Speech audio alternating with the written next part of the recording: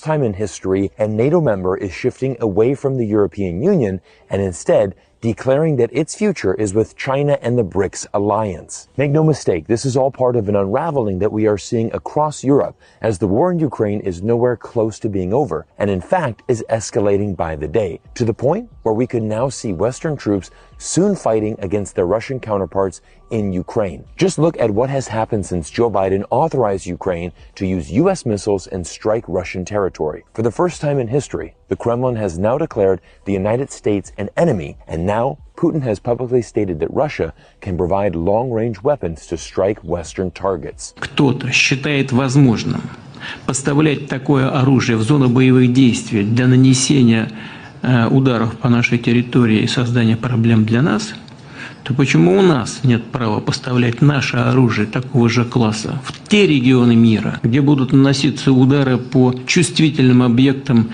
тех стран, которые делают это в отношении России? This is, of course, right after NATO announced it has plans to get U.S. troops on the front line to fight in Russia and is actively developing land corridors to quickly funnel soldiers through Central Europe. Here is a map detailing exactly what these land corridors look like. These new corridors will extend from Scandinavia in the north all the way down to Turkey in the south. But here is where things get interesting. Turkey has been a NATO member since 1952 and is home to the second largest army in the NATO alliance. It goes without saying that Turkey is extremely important to NATO, but while most of the West was distracted with the 34 counts of felonies against Donald Trump last week, a very strategic meeting took place in Beijing. Turkish Foreign Minister Hakan Fidan met with his Chinese counterpart Wang Yi in Beijing to discuss Turkey's future economic growth. Turkey has been waiting on EU membership for 20 years. The harsh truth is that they're never going to get it. The main reason they were allowed into NATO in the first place was their strategic location on the Black Sea. But the idea of allowing a full Muslim state into the EU